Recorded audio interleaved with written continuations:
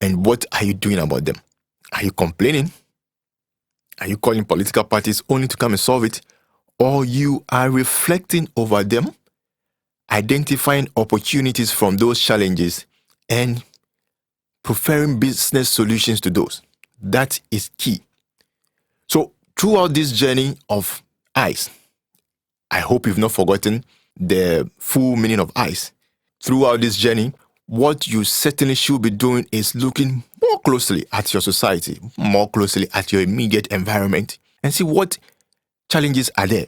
Look out for the opportunities in those challenges and give us a solution for those. Then you are right on your path to become an entrepreneur and make wealth out of the process. Good. I hope you had your own definition. No worries if your definition wasn't same as I said. Basically, entrepreneurs look out for opportunities, they give us solutions, and we pay for it. So, certainly, whatsoever your idea is at this point, you should be thinking about who pays for that idea or who pays for the solution your idea is offering.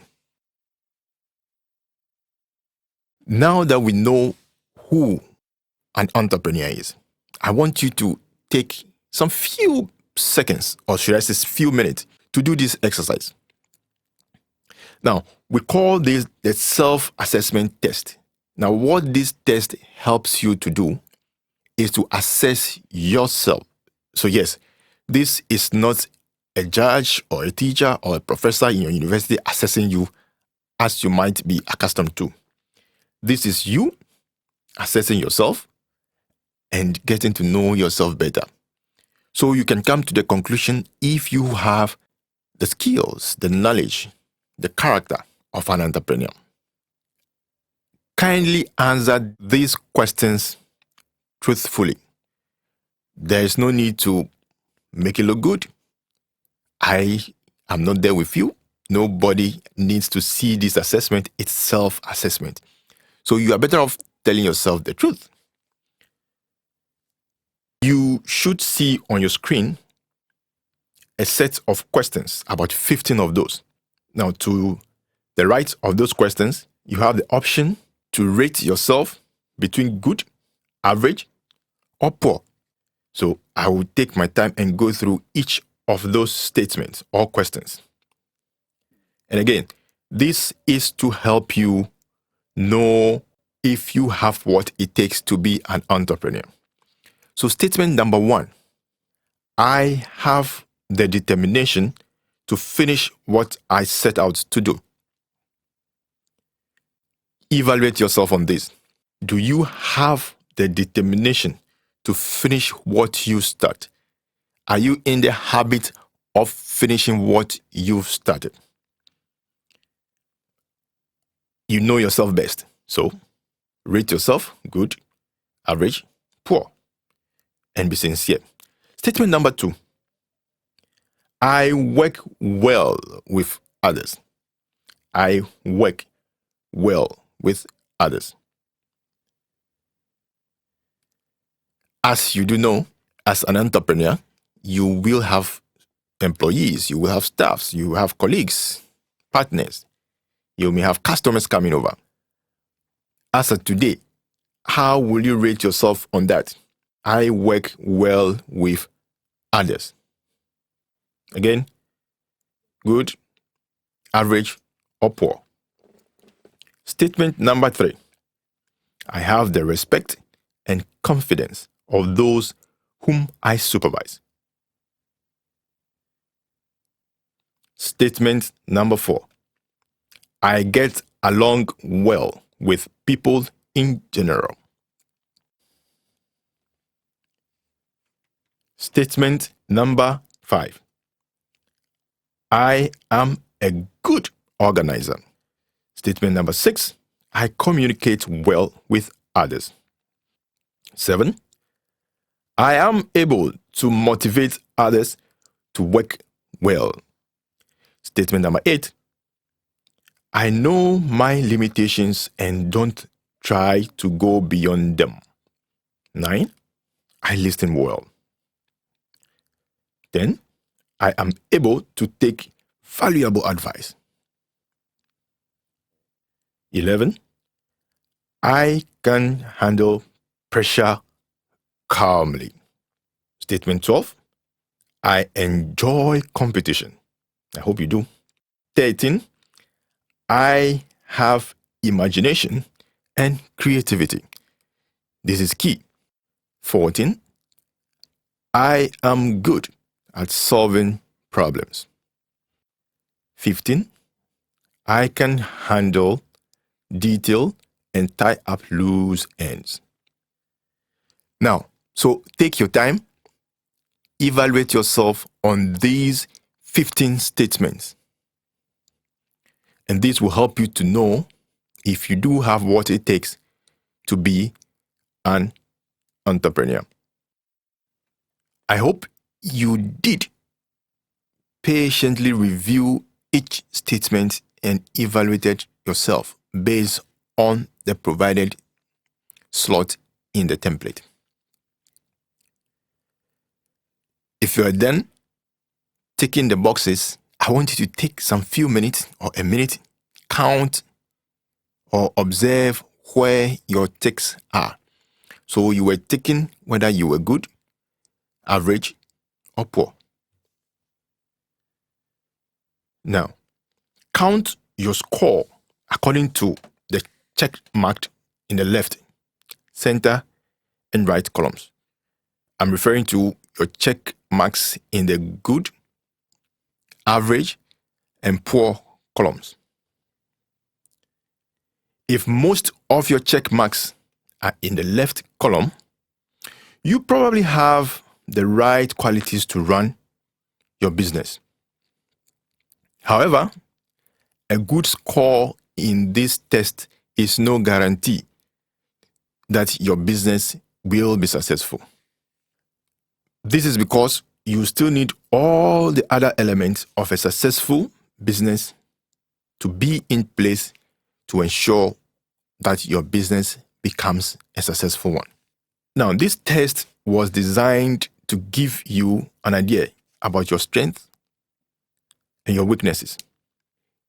So, if you have any weakness based on this assessment, no worries. You should decide how you are going to overcome them before starting your business. So you shouldn't be worried if you genuinely evaluated yourself using this self-assessment and had a lot of your tick marks going under the poor column or average. The good news is you have the opportunity to work on those weaknesses for them to become strengths.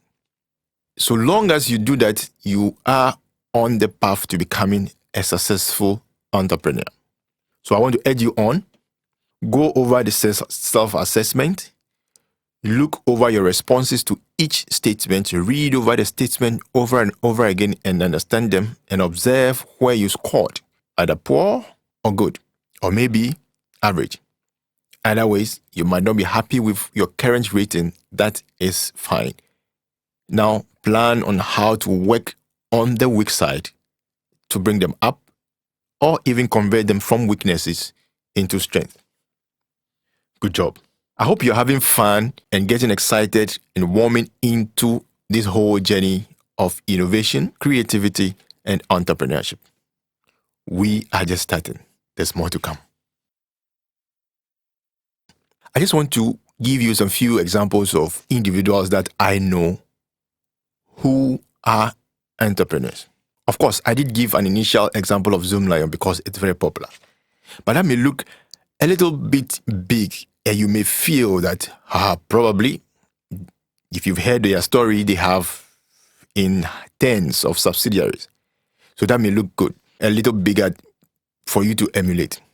But then, there are individuals, young women, young men, just like you, who just after college or after university or even without university education have started businesses and are doing fairly well. I know a lady called Mildred Akwetia who founded Royal Seeders. Now, Royal Seeders, based in Accra, is in the production or processing of indigenous West African foods. She calls it power foods. So this lady takes these foods that we all know about, that we all use in our homes, and I'm referring to peanut or groundnut, melon seed or what we popularly call agushi, cashew, and packages them nicely to sell in the malls, all the big malls we know in Accra now, and even in the UK and in the US. So she's exporting. Now she started very small, just like you. Then there's Lamb Share.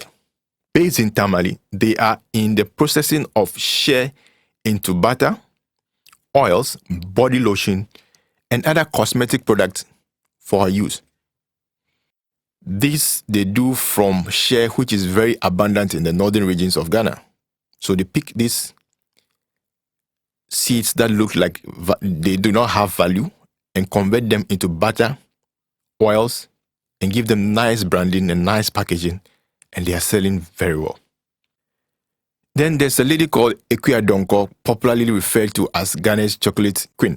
She founded DecoCraft, and they produce Kabi chocolate, which is handcrafted chocolate from Ghana's cocoa. Most of the examples I'm giving you now are young. Ekuya studied fine art at the University of Science and Technology. After graduating, she founded DecoCraft, and they are doing very well. Very popular, producing for both the local and international market. Then there's MBA Mode, founded by Teresa Brown. They are in the production of fashion apparels and training as well. Coincidentally, I have mentioned 3 female entrepreneurs. Now, that should tell our ladies that this is something they can absolutely do, because they are colleague ladies or females excelling in the field of entrepreneurship. So you cannot give an excuse that because I'm female, I can't be an entrepreneur. And this program is especially interested in female entrepreneurs to give them all the support they need to succeed. Then there's Boomers. Boomers, founded by Kobina Dansu, my first male example, produces bicycles and other furniture products from our own bamboo. So the same bamboo that you may find growing in the wild is taken, processed into bicycle. How amazing. And they produce other furniture items as well. That is creativity. That is innovation. And that is the spirit of this program. Taking something that looks like without value, bringing your creativity, bringing your innovation to bear on that, and making some money. You build a business out of it and you are making money. You are an employed graduate. There's a lady in Kumasi who did not have the benefit of formal education, but is producing very beautiful leather shoes and sandals in Kumasi called Obasima. You see, so you cannot give an excuse about the kind of education you had or the lack thereof, for which reason you cannot be an entrepreneur. There are many examples that I can give you with people with education from various backgrounds or even without education who are doing well on the field of entrepreneurship. I have mentioned a lot of examples that you may find to be outside your circles, but I have met your colleague trainees who have started businesses too. In Accra, there's a young lady called Evelyn who is into the delivery of special wache on Sundays. Yes, so she identified the need for people to eat lunch after church. And the fact that for most churchgoers, preparing Sunday lunch is a difficulty. It's quite some work. So she decided to package wache to deliver for church members right after church so they can carry home and have their lunch ready. And she's doing excellently well. And she's considering doing other days of the week as well. She is a trainee just like you. These are few examples. I can go on and on and on and on and give you loads and loads of examples of individuals, females and males, who started their entrepreneurial journey right after university or after tertiary education. My point, this